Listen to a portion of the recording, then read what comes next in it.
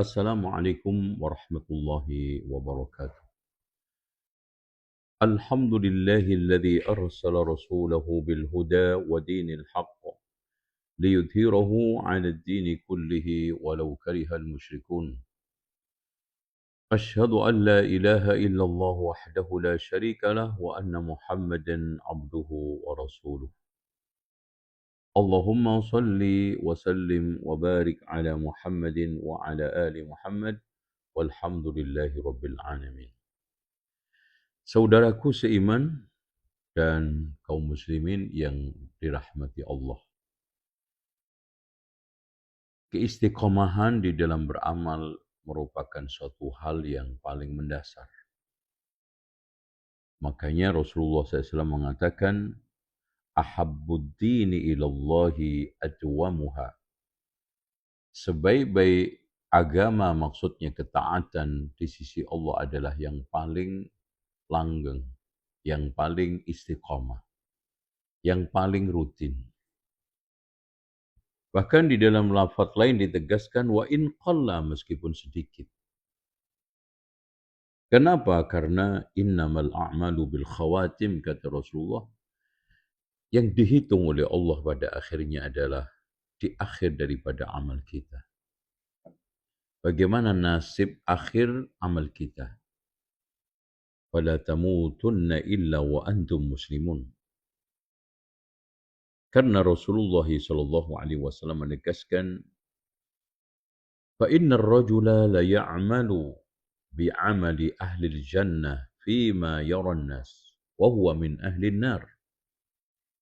Ada seorang yang beramal dengan amalan penghuni surga tampak di depan di mata manusia, tetapi ternyata dia itu ahlun nar. Kenapa? Karena tidak istiqomah. Kenapa? Karena dia tidak bisa mengakhiri hayatnya dengan suatu kebaikan yang dia selama ini lakukan. Terutama Ramadan, bagaimana kita itu beramal, beribadah, melakukan ketaatan itu bisa meskipun sedikit rutin, meskipun sedikit istiqamah. Karena itulah yang menjadi tujuan hidup seorang mukmin. Makanya Abu Ali Ar-Wadbadi mengatakan, kun taliban lil istiqamah wala takun taliban lil karamah. Carilah kamu di dalam hidup ini keistiqomahan, jangan cari karamah. Karena Tuhanmu menuntut istiqamah, pribadi dirimu penasaran dengan karamah. Nah, bagaimana kita itu bisa beristiqamah di dalam beribadah, terutama di bulan Ramadan? Kata Syekhul Islam Ibnu Taimiyah, pilar utama istiqamah itu ada dua. Dan ini yang akan membuat kita itu bisa teguh, bisa tegar, bisa sabar di dalam mempertahankan kebaikan-kebaikan yang telah kita ukir, kebaikan-kebaikan yang telah kita canangkan. Yang pertama, hendaknya Allah itu zat satu-satunya yang paling dicintai. Karena ketika kecintaan kita kepada Allah menggebu-gebu, kecintaan kepada Allah besar, maka kita akan melanjutkan apa? Mengejar apa saja yang dicintai oleh Allah. Dan di antara sekian yang dicintai oleh Allah adalah beribadah, semangat di bulan Ramadan. Jadi itu dulu.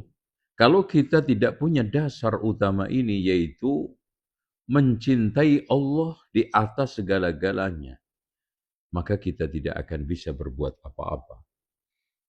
Makanya kalau kita itu bisa definisikan kan, ibadah itu segala sesuatu yang dicintai dan diridhoi oleh Allah, baik berupa ucapan, perbuatan, zahir dan batin. Bukan? Kemudian, landasan yang kedua, ibadah adalah mengagungkan perintah dan larangan Allah. Jadi kalau kita sekarang ini mengagungkan perintah Allah, mengagungkan larangan Allah, maka insya Allah kita akan cenderung bisa istiqamah. Karena ketika kita itu tadi itu mencintai yang memerintahkan kita, mencintai yang melarang kita, maka akan tumbuh sikap yang kedua adalah mengagungkan perintah itu. Orang yang mengagungkan Ramadan, orang yang menganggap besar resiko orang yang meninggalkan puasa Ramadan, dia tidak akan bermudah-mudah untuk meninggalkan, menelantarkan puasa Ramadan. Kalau dia itu tahu besarnya keutamaan membaca Al-Quran, dia tidak akan pernah bisa meninggalkan membaca Al-Quran. Dari situlah insya Allah kita akan menjadi orang-orang yang istiqamah. Namun hadirin sekalian, ikhwan yang dirahmati oleh Allah, keistiqomahan itu ada penghalangnya. Terutama istiqamah di dalam beribadah di bulan Ramadan yang banyak sekali. Di antaranya adalah sholatul jamaah ke masjid secara rutin bersama rawatibnya. Kemudian membaca Al-Quran sesuai dengan target-target yang kita canangkan. Yang juga tidak kalah pentingnya adalah salat qiyamul lail. Man qama ramadhana imanan wa ihtisaban ghufira lahu ma taqaddama min dhanbih. Begitu juga man qama lailatul qadr imanan wa ihtisaban ghufira lahu ma taqaddama min dhanbih. Barang siapa yang qiyam Ramadan, qiyam lailatul qadar dengan iman dan ihtisab, maka dia akan diampuni dosanya oleh Allah yang lalu. Nah, ini semua dibutuhkan keistiqomahan. Namun keistiqomahan itu ada penghalangnya. Ketika penghalang-penghalang ini ada pada diri kita, maka ketahuilah sholat tarawih akan cepat mundur, baca Al-Quran lambat laun hilang, puasa nggak semangat lagi, memberi buka orang puasa juga lemah, dan na'udzubillah diikuti melemahnya berbagai macam kebaikan-kebaikan yang selama ini kita lakukan. Nah, penghalang-penghalang itu diantaranya adalah 4. Atau kita bisa sempurnakan 5 ya. Yang pertama adalah al-jahlu, yaitu kebodohan. Orang yang bodoh, yang tidak tahu keutamaan Ramadan dan amal di bulan Ramadan. Dia tidak tahu bahayanya orang tersebut teledor di dalam bulan Ramadan. Dia tidak sadar nanti tahun depan lagi dia belum tentu menemukan Ramadan, maka dia akan menyia-nyiakan bulan Ramadan itu. Tidak digunakan fastabiqul khairat, berpacu untuk kebaikan. Kemudian yang kedua adalah ittiba'ul hawa, mengikuti hawa nafsu. Memperturutkan hawa nafsu. Makanya Allah melarang وَلَا تُطِعْ مَنْ أَغْفَلْنَا قَلْبَهُ عَنْ ذِكْرِنَا وَاتَّبَعَ هَوَاهُ وَكَانَ أَمْرُهُ فُرُطًا. Janganlah kamu mentaati orang yang saya lalaikan hatinya dan mengikuti hawa nafsu, karena urusannya pasti berantakan. Nggak ada ceritanya kebaikan di belakang hawa nafsu. Dan tidak ada ceritanya orang yang akan mendapatkan keberuntungan yang selalu memperturutkan hawa nafsu. Makanya Rasulullah mengatakan, salasun muhlikat, ada 3 yang menghancurkan manusia. Di antaranya adalah ittiba'ul hawa, ini mengikuti hawa nafsu. Kemudian yang ketiga, yang menjadi penghalang keistiqomahan kita adalah, yaitu teman yang buruk. Teman yang tidak memotivasi kita untuk kebaikan, bahkan mengendorkan kebaikan-kebaikan itu. Apalagi Rasulullah SAW mengatakan, Al-mar'u ala dini khalilihi, orang itu tergantung agama temannya. Kalau teman yang sekarang ini disahabati, rajin ke masjid, dia akan ikut. Semangat menghafal Al-Quran, dia akan meniru. Semangat sedekah amal soleh, dia akan ikut. Tapi sebaliknya, kalau dia kendor ngaji, kendor sholat jamaah, bahkan sholatnya teledor, dia akan ikut. Kemudian yang keempat, Ini yang paling menyeruak di dalam kehidupan manusia adalah ittiba'us syubhati wasyahawat.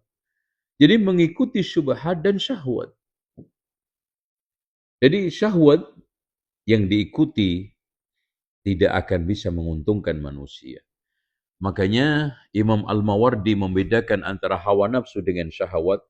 Kalau syahwat itu sikap berlebihan di dalam urusan dunia, kalau hawa nafsu sikap berlebihan di dalam masalah urusan agama. Nah, orang kalau memperturutkan itu, apalagi syubhat, ya, maka pikiran-pikiran yang nyeleneh, ya, hayalan-hayalan yang hadir, yang berupa syubhat itu akan dengan sendirinya melemahkan kita di dalam beribadah. Dan yang kelima, ikhwah sekalian yang dirahmati oleh Allah Subhanahu wa taala. Dan ini juga merupakan suatu perkara yang telah diwanti-wanti oleh Rasulullah. Karena apa? Karena banyak membuat hijrah itu belok. Semangat itu menjadi mondor. Apa? Yaitu futur. Futur inilah yang melemahkan keistiqomahan kita di dalam beribadah. Kemudian, ikhwani wa akhwati fillah, apa sekarang ini sebab-sebab kita untuk bisa kita itu mendapatkan keistiqomahan? Yang tidak lain pertama adalah kita harus berdoa kepada Allah untuk memohon keistiqomahan. Dan terus yang kedua adalah memperbanyak amal ibadah. Kalau doa, ud'uni astajib lakum, berdoalah kamu kepada Allah. Aku langsung yang mengabulkan. Makanya Rasulullah meneguhkan kalau kita itu berdoa, ud'ullaha wa antum muqinuna bil ijabah. Berdoalah kamu kepada Allah, kamu yakin akan dikabulkan. Dan kalau kita sudah tidak berdoa, maka manusia paling lemah. Karena inna ajazan nas, kata Rasulullah, manusia yang paling lemah adalah manusia yang tidak bisa berdoa. Inna ajazan nasi man ajiza anid doa. Dan yang kedua tadi, kasratul ibadah. Dengan berbagai macam ibadah ini kita lakukan, insya Allah kita akan cenderung untuk terus berada di dalam kebaikan. Dan ibadah kita itu nggak usah yang berat-berat, yang ringan itu banyak. Sekarang perhatikan, Rasulullah mengatakan, man qala subhanallah wa bihamdihi ghurisat lahu nakhlatun fil jannah. Barang siapa yang mengucapkan subhanallah wa bihamdihi akan ditanamkan satu pohon kurma di surga. Subhanallah. Kemudian yang ketiga adalah mencari teman yang soleh. Mencari teman yang baik. Al-mar'u ala dini khalilihi. Orang itu tergantung agama temannya. Kemudian yang nomor 4 adalah kita terus membaca Al-Quran. Dan berzikir. Karena ala bidzikrillahi tatma'innul qulub. Bacaan Al-Quran yang mengandung berbagai macam petuah, mau'idhah. Ya ayuhan nasu qad ja'atkum mau'idatum min rabbikum, akan membuat hati kita itu lebih teguh dan istiqamah. Dan yang tidak kalah pentingnya, untuk supaya kita itu istiqamah, kata Rasulullah, aksiru min dzikri hadimil ladzat, perbanyaklah kalian mengingat sesuatu yang menghancurkan kelezatan, yaitu kematian. Tadhkiratul maut, mengingat alam akhirat, alam kematian, akan cenderung kita istiqamah di atas kebaikan dan kebenaran biiznillah.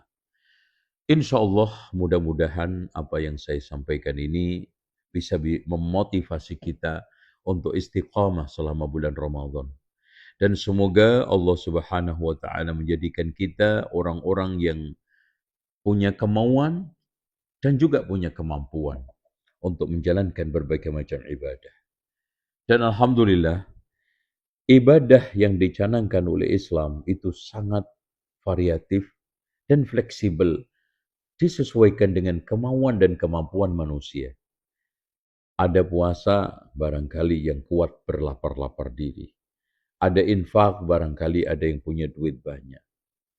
Ada yang sekarang ini kekuatan yang membara, ada jihad. Terus kemudian kekuatan badan kita untuk menolong orang. Sampai kata Rasulullah SAW, imatatul adha 'anit thariq, menyingkirkan penghalang dari jalan adalah bagian daripada keimanan. Dan yang paling tertinggi dari semua itu adalah as-shalah. Kata Rasulullah, ra'sul amri al-Islam. Pangkal segala urusan adalah Islam. Wa amuduhu as-shalah, tiangnya adalah salat. Wa dirwatu sanamihi al-jihad, puncaknya adalah jihad. Demikianlah, mudah-mudahan kita termasuk orang-orang yang istiqamah dan sampai akhirnya kita di malam akhir Ramadan, malam Hari Raya Idul Fitri, mengumandangkan kalimat kemenangan, Allahu Akbar, walillahil hamd. Subhanakallahumma wa bihamdika asyhadu an la ilaha illa anta astaghfiruka wa atubu ilaik wa sallallahu ala Muhammadin wa ala ali Muhammad walhamdulillahi rabbil alamin. Wassalamualaikum warahmatullahi wabarakatuh.